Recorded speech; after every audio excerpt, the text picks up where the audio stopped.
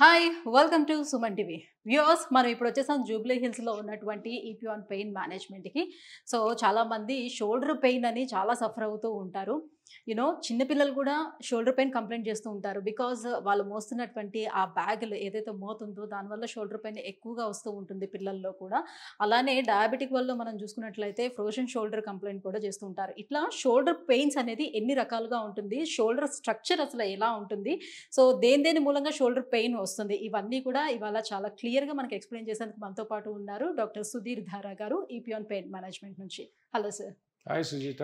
Yeah sir, shoulder pain sir, ఈ shoulder structure ఒకసారి ఎలా ఉంటుంది, సో అందులో ఉన్నటువంటి పార్ట్స్ ఏంటి, దేని మూలంగా మనకి షోల్డర్ పెయిన్ వస్తుంది, సో ఎవరెవరు ఎక్కువగా షోల్డర్ పెయిన్తో సఫర్ అయ్యే అవకాశం ఉంటుంది, ఇవన్నీ ఇవాళ మాకు కొంచెం క్లియర్గా ఎక్స్ప్లెయిన్ చేయాలి. సో షోల్డర్ జాయింట్లో ఒక ప్రత్యేకత ఉంది. షోల్డర్ జాయింట్ మన బాడీలో ఉన్న అన్ని జాయింట్లోకి ఎక్కువ మూమెంట్స్ కలిగిన జాయింట్. ఇప్పుడు రిస్ట్ చూడండి, రిస్ట్ జాయింట్ కదా, ఇంతే మూమెంట్, కొంచెం ఇట్లా మోకాలు ముందుకి వెనక్కి అంతే. షోల్డర్ చూడు మొత్తం ఇలా తిరుగుతుంది, 360 degrees తిప్పొచ్చు, 180 degrees తిప్పొచ్చు. ఎందుకు? చేతులతోనే మనం పనులన్నీ చేసేది కాబట్టి. సో షోల్డర్కి ఎక్కువ మూమెంట్ పెట్టాడు దేవుడు.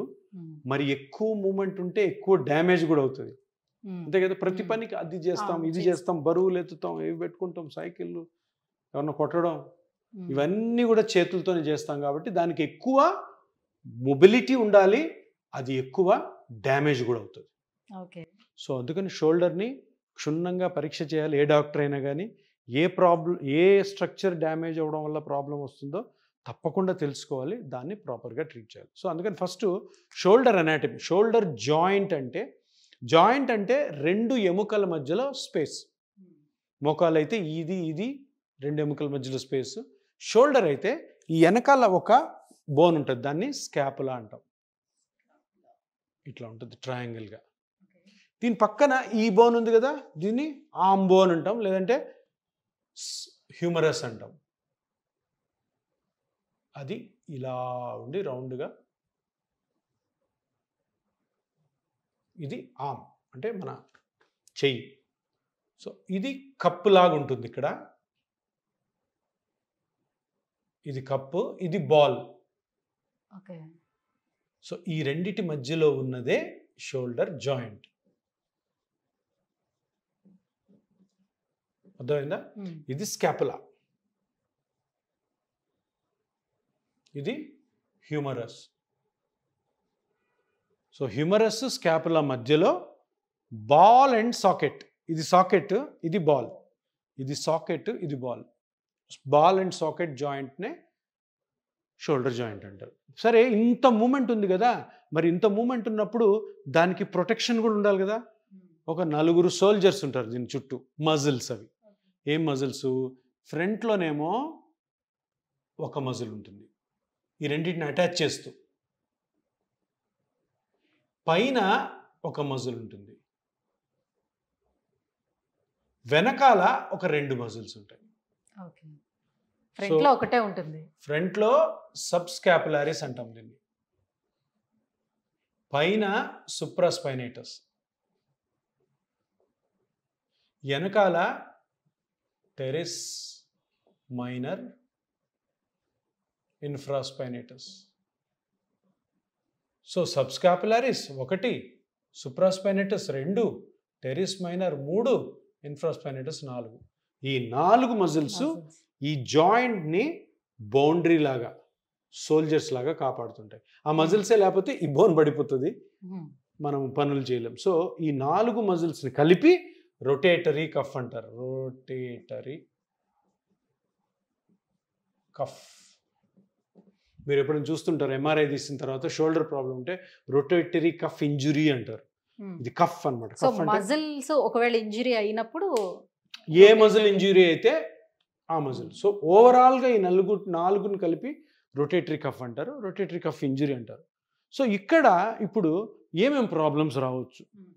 ఇంతే షోల్డర్ జాయింట్, గేమ్లో చిన్న నర్వ్స్ ఉంటాయి, బ్లడ్ సప్లై ఉంటుంది. కానీ నొప్పి రావడానికి కారణం ఈ ఎముకన్నా ఉండాలి, ఈ ఎముకన్నా ఉండాలి, ఈ 4 మజిల్స్ అన్నీ ఉండాలి. ఇంకొకటి ఉంది మధ్యలో జాయింట్లో కార్టిలేజ్ ఉంటుంది, ఇంకోటి లేబ్రమ్ అని కూడా ఉంటుంది. సో ఇన్ని స్ట్రక్చర్స్ లో ఏ ప్రాబ్లం వచ్చినా కానీ నొప్పి వస్తుంది. సో ఆ ప్రాబ్లము ఎక్కడ నొప్పి వస్తుంది, అది దాని మెజర్మెంట్ ఏంటి, ఏ పార్ట్ డ్యామేజ్ అవడం వల్ల ఎంత నొప్పి వస్తుంది, దేనివల్ల ఎక్కువ నొప్పి వస్తుంది అన్నది కనుక్కోవాలి. ఇక్కడ షోల్డర్కి అక్కడ నెక్ కూడా ఏమైనా కనెక్షన్ ఉంటుందా? నెక్కి కనెక్షన్ ఉండదు. మజిల్స్ కొన్ని ఇక్కడ నుంచి వచ్చి ఇక్కడ అటాచ్ అవుతూ ఉంటాయి. యాజ్ సచ్ కనెక్షన్ జాయింట్స్లో ఉండదు, కానీ మజిల్స్ కనెక్షన్ ఉంటుంది. సో ఇప్పుడు షోల్డర్లో మనం జనరల్గా వింటుంటాం కదా, ఫ్రోజన్ షోల్డర్. ఫ్రోజన్ షోల్డర్ అంటే ఏంటి? చెయ్యి పైన ఎత్తలేకపోవడం, నొప్పి ఇట్లా ఎత్తుతూ ఉంటే ఫ్రీజ్ అయిపోతుంది. సో ఆ ఫ్రీజ్ ఎందుకు అవుతుందంటే, ఎప్పుడు కానీ ఫ్రోజన్ షోల్డర్ అనేది అల్టిమేట్గా షోల్డర్ మొత్తం అరిగిపోయిన తర్వాత, దెబ్బతిన్న తర్వాత ఎత్తలేకపోతేనే ఫ్రోజన్ షోల్డర్ అంటారు. కొంతమంది కొంచెం ఎత్తలేకపోయినా ఫ్రోజన్ షోల్డర్ అంటారు. అంటే ఫ్రోజన్ షోల్డర్ కాదు, అది ఫ్రోజన్ షోల్డర్కి దారి తీస్తుంది అనమాట, వెళ్తుంది నెమ్మదిగా. ఎందుకు వస్తుంది అంటే, ఫస్ట్ ఆఫ్ ఆల్ ఇప్పుడు ఈ 4 మజిల్స్ ఉన్నాయి కదా, ఈ 4 మజిల్లో ఏదో ఒకటి డ్యామేజ్ అవుతుంది. ఎందుకు? బరువులు ఎత్తినా, ఓవర్ హెడ్ యాక్టివిటీస్ చేసినా, క్రికెట్ ఆడినా, టెన్నిస్ ఆడినా, ఏదన్నా ఓవర్ యాక్టివిటీ షోల్డర్ మీద జరిగినప్పుడు, లేదా ఇంజరీ అయినప్పుడు, యాక్సిడెంట్ అయినప్పుడు, ఈ 4లో ఒక మజిల్ దెబ్బతింటుంది. దాంట్లో 90% దెబ్బతినే మజిల్ ఈ సుప్రాస్పైనటస్, రెండో మజిల్ ఉంది చూసారా, ఈ పైన మజిల్ ఉందని చెప్పాను చూడండి, అది క్రాక్ అవుతుంది. అది క్రాక్ అయితే ఏమవుతుంది? సుప్రాస్పైనటస్ అంటే స్పైన్ మీద ఉంటుంది కాబట్టి దాని పని చేయి పైకెత్తాడు, అబ్డక్షన్ అంటాం, చేయి పైకెత్తాడు. అది జరగదు, అది కష్టంగా జరుగుతుంది అది క్రాక్ అయినప్పుడు.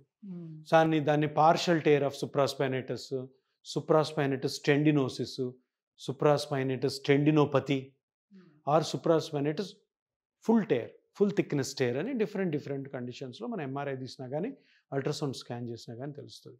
సో అప్పుడు ఏమవుద్ది? ఇనీషియల్గా పేషెంట్కి చెయ్యి ఎత్తడం ఇబ్బంది ఉంటుంది, బట్టలు ఆరేయడం, హౌస్ వైఫ్స్ అయితే పోపు డబ్బాలు తీసుకోవడానికి కష్టం అవుతూ ఉంటుంది, బరువులు ఎత్తలేరు. మేజర్గా ఇది మాత్రమే డ్యామేజ్ అవుతుంది, అదే 90%. సో బ్యాక్ నుండి కానీ ఫ్రంట్ నుండి కానీ అవి డ్యామేజ్ అయినా కూడాను వాటి వల్ల వచ్చే నొప్పి తక్కువ ఉంటుంది. సో ఇది 90%. ఇంకా 10% ఈ ముందు ఉన్న సబ్స్కాపులారిస్, వెనుకున్న టెరిస్ మైనర్, ఇన్ఫ్రాస్పైనటస్ వల్ల కూడా కావచ్చు.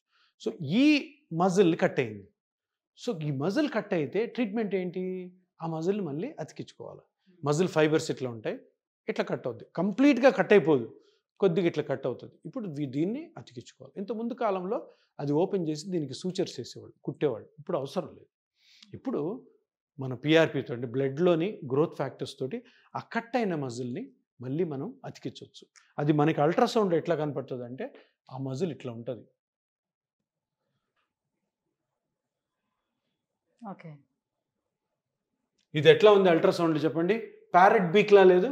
ప్యారెట్ బీక్ అంటే ప్యారెట్ అంటే ఇది కదా, రామచిలుక ముక్కులాగా ఉంది చూసారా, ప్యారెట్ బీక్. ఇక్కడ ఏమవుతుంది? ఈ మజిల్లో ఇక్కడ ఎక్కడన్నా చిన్న క్రాక్ ఇలా కనపడుతుంది, అది అల్ట్రాసౌండ్లో నీట్గా తెలుస్తుంది, ప్యారెట్ బీక్. సో అది ఆ పార్ట్ డ్యామేజ్ అవ్వడం వల్ల ఆ పెయిన్ వస్తుంది అనమాట. ఇక్కడ ఈ పార్ట్లో కానీ మనము platelet rich plasma are growth factor therapy చేస్తే ఇది మళ్ళీ నార్మల్ అవుతుంది. సో ఇట్లా కట్ అయిన ఫైబర్స్ మళ్ళీ అతుక్కుంటాయి. సో ఇది మంచి ట్రీట్మెంట్, సర్జరీకి ఒక మంచి ఆల్టర్నేటివ్ అనమాట. సో ఇది చిన్న ఇంజెక్షన్తోనే పేషెంట్ ఓన్ బ్లడ్తో జరిగితే ఎటువంటి కాంప్లికేషన్, కానీ కొన్ని జాగ్రత్తలు ఇలాంటి వాటికి కూడా సర్జరీకి వెళ్తారా సార్? ఇలాంటి వాటికి కూడా అన్నిటికీ సర్జరీకి వెళ్ళొచ్చు, కానీ ఎవరికి సర్జరీకి వెళ్ళాలంటే ఇష్టం ఉండదు కదా. ఫస్ట్ కన్జర్వేటివ్ ట్రీట్మెంట్స్ చేసుకోవాలా, దాంట్లో ఇది ఒకటి. సర్జరీ ఎప్పుడు ఉంది? సర్జరీ ఏముంది? ఆర్థోస్కోపిక్ చేసి సూచర్ చేస్తారు. దానికి ముందు ఎవరైనా సర్జరీ అంటే టకామని వెళ్ళారు కదా. అరే నాన్ సర్జికల్ ట్రీట్మెంట్స్ ఏమైనా ఉన్నాయా? ఇప్పుడు లైక్ కొన్ని వాటికి సర్జరీ చేయలేరు, లైక్ ఇప్పుడు టైల్ బోన్ ఉంది, టైల్ బోన్లోనే మనం సర్జరీ చేయడానికి అవకాశం ఉంటుందా? చాలా కండిషన్స్కి సర్జరీ లేదు, చాలా డీజనరేటివ్ కండిషన్స్కి, చాలా యాక్సిడెంట్స్తో రిలేటెడ్ ఇంజురీస్కి సర్జరీస్ లేవు. సర్జరీస్ కొన్ని ఉన్నాయి, వాటికి సర్జరీ చాలా మంచి ట్రీట్మెంట్, కానీ అన్నిటికీ కాదు. కానీ ఇప్పుడు సైన్స్ ఎలా వెళ్తుందంటే, ప్రతి డీజనరేటివ్ కండిషన్, ప్రతి అరుగుదల వచ్చిన నొప్పిని నాన్ సర్జికల్గా ట్రీట్ చేసే రీజనరేటివ్ థెరపీ ఇప్పుడు చాలా చాలా దాని మీద సైన్స్ రీసెర్చ్ జరుగుతుంది, సక్సెస్ఫుల్ కూడా అయినాయి. సో అటువంటి ట్రీట్మెంటే ఈ పిఆర్పి. రైట్. ఈ మధ్యలో కూడా మీకు కొంచెం ఈ ఈ స్పేస్‌లో కూడా గుజ్జు అనేది ఉంటుందని చెప్పారు కదా! సో దీనికి కూడా చేయొచ్చు పిఆర్పి అన్నారు. సో ఈ పిఆర్పి అనేది అట్ ద సేమ్ టైమ్ ఈ మజిల్స్ కూడా టేర్ అయితే చేయొచ్చని అంటున్నారు. ఎలా అవుతుంది? ఇప్పుడు ఈ మజిల్స్‌లో ఏది టేర్ ఉన్నా కూడాను మనం పిఆర్పి చేసుకోవచ్చు. ప్లస్ ఇక్కడ ఇంకొక కండిషన్ ఉంటది. ఈ 2 బోన్స్ మధ్యలో కార్టిలేజ్ అరిగిపోవడం, లేదు లోపల లేబ్రమ్ అని ఉంటది. అది కూడా మెత్తటి పదార్థమే. అవి టేర్ అయినా కూడాను పెయిన్ వస్తుంది, మూవ్‌మెంట్ రెస్ట్రిక్షన్ వస్తుంది. దానికి కూడా పిఆర్పి చేసి వాటిని హీల్ చేయొచ్చు. రీమోడల్ చేస్తాయి అవి. కార్టిలేజ్ అరిగినా దాన్ని అడెసివ్ క్యాప్సులైటిస్ అంటారు. లేబ్రమ్ టేర్ ఉన్నా కూడాను సర్జికల్ ఆప్షన్ ఉంది. సర్జరీ కంటే ముందు ఇది బెస్ట్ ఆప్షన్. ఓకే. దీనికి ఏమైనా వయసుతో సంబంధం ఉంటుందా? ఈ ఏజ్ గ్రూప్ వాళ్ళకే బాగా ఎక్కువగా పనిచేస్తుంది పిఆర్పి, బాగా ఎఫెక్ట్ చూపిస్తుంది. అదర్‌వైజ్ ఒక 60 అబోవ్ లేకపోతే 70 అబోవ్ వాళ్ళకి వచ్చినప్పుడు అందులో ఒక 50% మాత్రమే రిజల్ట్ చూపిస్తుందా? అట్లా ఏమైనా అట్లా ఉంటుందా? ఏమీ లేదు. ఏ మనిషికైనా గాన ప్లేట్లెట్ కౌంట్ కరెక్ట్‌గా ఉండి, ప్లేట్లెట్స్ బాగా పనిచేస్తున్నాయంటే అందరికీ కూడాను వాళ్ళకున్న ఏ డ్యామేజ్ ఉందో ఆ డ్యామేజ్‌ని మనం మంచిగా హీల్ చేయొచ్చు, మంచిగా రికవర్ చేయొచ్చు. ప్లేట్లెట్ కౌంట్ అనేది వయసుతో పాటు అది తగ్గే అవకాశం ఉండదా? దాంట్లో చేంజెస్ ఏమి ఉండదా? తగ్గదు. ఓకే. ప్లేట్లెట్ కౌంట్ తగ్గితే మనిషి బతకడు. హ్మ్. మీకు తెలుసు కదా, డెంగ్యూ ఫీవర్‌లో ప్లేట్లెట్స్ పడిపోతాయి. ఇప్పుడు 1.2 లాక్స్ టు 4 లాక్స్ ఉండాలి. అది 80కి రాగానే మనిషి అబ్నార్మల్ అయిపోతారు. నీరసం వచ్చేస్తుంది సరిగ్గా. హ్మ్. సో ప్లేట్లెట్ కౌంట్ అన్నది అంటే కొన్ని తగ్గింది. బయటన సెంటర్స్‌లో చెప్తున్నారంట. మీకెందుకు పిఆర్పి వర్కౌట్ కావట్లేదు అని అంటే depend on your age. So అది ఎక్కువ రోజులు మీకేమీ పని చేయదు. సో మీరు కాస్తో కోస్త హెల్తీగా ఉండేటప్పుడే పని చేస్తుందని చెప్తున్నారంట. That's why I am asking this question. Wrong.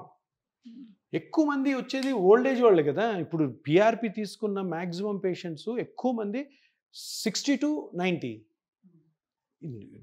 Less than 60, 40, 50 కూడా చేసుకున్నారు. అట్లా ప్లేట్లెట్స్ కౌంట్ తగ్గిపోయి పిఆర్పి పనిచేయడం అనేది పెద్ద అపోహ కాదు. ఏ ఏజ్లో అయినా పనిచేస్తుంది. కరెక్ట్గా చేయాలి. దాన్ని కరెక్ట్గా ఎక్స్ట్రాక్ట్ చేయాలా, కరెక్ట్గా ఎక్కడైతే టేర్ ఉందో అక్కడ వేయాలి. ఎక్కడంటే అక్కడ వేస్తే పని చేయదు. అలా చేసి ఫెయిల్ అయిన వాళ్ళు ఆ మాటలు అంటారు. అరే ఇది పని చేయలేదు అంటే నువ్వు కరెక్ట్గా చేయలేదు. కరెక్ట్ చేస్తే వస్తుంది. రైట్. సో ఎక్కువ ఇప్పుడు స్కూల్ పిల్లలకి బ్యాగ్ బరువు కూడా చాలా ఎక్కువైపోతుంది. సో దాని మూలంగా కూడా షోల్డర్ పెయిన్ వస్తుంది అంటున్నారు కదా! సో వాళ్ళకి ఏమైనా డ్యామేజ్ అయ్యే అవకాశం ఉంటుందా? దేనివల్ల పెయిన్ వస్తుంది వాళ్ళకి? ఫస్ట్ ఆఫ్ ఆల్ అంత వెయిట్ మోయకూడదు. ఎందుకంటే తెలిసి అంత వెయిట్ మోయడం తప్పు. దాని తర్వాత వచ్చే పెయిన్స్కి ట్రీట్మెంట్ తప్పు. కానీ చిన్నపిల్లలు రాదు. మేబీ ఏమైనా మజిల్ పెయిన్స్ వస్తాయి కానీ ఇట్లాంటి టేర్లు అవన్నీ పిల్లల్లో ఉండవు. ఎందుకంటే పిల్లల్లో స్ట్రెంగ్త్ ఎక్కువ ఉంటుంది, ఎలాస్టిసిటీ ఎక్కువ ఉంటుంది కానీ వాళ్ళు మోస్తారు. బట్ తెలిసి అన్ని కేజీల స్కూల్ బ్యాగ్స్ మోయకూడదు. సో దానికి ఏదైనా వేరే ఆల్టర్నేటివ్ చూసుకోవాలి కానీ, బట్ చెప్పలేము. ఒక 1%లో ఎవరికన్నా చిన్న టైర్స్ కూడా పిల్లల్లో రావచ్చు. బట్ వెరీ రేర్, చాలా తక్కువ. రైట్. సో ఇప్పుడు మరి డెస్క్ జాబులు చేస్తున్న వాళ్ళందరూ కూడా గంటలు కొలిది సిస్టమ్ ముందు అట్లా కూర్చుంటున్నారు కదా! సో వాళ్ళందరూ కూడా పెయిన్ అని కంప్లైంట్ చేస్తున్నారు కదా! సో వాళ్ళల్లో ఏం జరుగుతూ ఉంటుంది? ఇప్పుడు షోల్డరే తీసుకుంటే మౌస్ చూసారా, ఇట్లా పెట్టి మౌస్ క్లిక్ చేస్తున్న వాళ్ళలో ఇంజరీస్ వస్తాయి. అందుకని ఏం చేయాలి, మీరు ఎప్పుడైనా మౌస్ పట్టుకున్నప్పుడు ఈ ఎల్బో కింద నీకు ఇది ఉండాలి, సపోర్ట్ ఉండాలి. ఇది రెస్ట్లో ఉండాలి. ఇది పని చేసుకోండి. మనం ఇట్లాగా సపోర్ట్ లేకుండా ఇలా చేసామంటే ఇది స్ట్రెయిన్ అవుతుంది. సో ఆ పొజిషన్ ఎర్గోనమిక్స్ నీట్గా చైర్ దగ్గరికి పెట్టుకొని ఈ ఎల్బో కింద ఏదైనా సపోర్ట్ పెట్టుకొని నువ్వు మౌస్ కావాల్స్తే 10 గంటలు 12 గంటలు కూడా చేసుకో. ఎప్పుడైతే ఆ సపోర్ట్ లేదో స్ట్రెయిన్ అవుతుంది. స్ట్రెయిన్ అయిన మజిల్ వీక్ అవుతుంది. వీక్ అయిన మజిల్ టేర్ అవుతుంది. ఇది యాక్సిడెంట్లు కాకపోయినా కూడా జరిగేది. మీరు అడిగిన సాఫ్ట్వేర్ ఎంప్లాయీస్లో ఎక్కువ మంది. సో ఇప్పుడు నాకు షోల్డర్ పెయిన్ వస్తుంది సార్. బట్ నేను కంప్లీట్గా నా హ్యాండ్ని తిప్పగలుగుతున్నా, మూమెంట్ నాకు బాగానే ఉంది. సో అప్పుడు నేను ఏ స్టేజ్లో ఉన్నట్టు, అసలు నా షోల్డర్ బాగానే ఉన్నట్ట, లేకపోతే నార్మల్ మజిల్ పెయిన్ వస్తుందా, ఏమని అనుకోవాలి? మజిల్ పెయిన్ అనుకోవాలి. కానీ ఆ మజిల్ పెయిన్ నేను నాకు అన్నాను కదా, కంటిన్యూస్గా ఆ పెయిన్ వస్తుంది. కంటిన్యూస్గా ఆ మజిల్ పెయిన్ రావడానికి కారణమైన పనులు మీరు చేస్తున్నారు. ఆ తర్వాత టేర్ అవుతుంది. అప్పుడు సివియర్ అవుతుంది.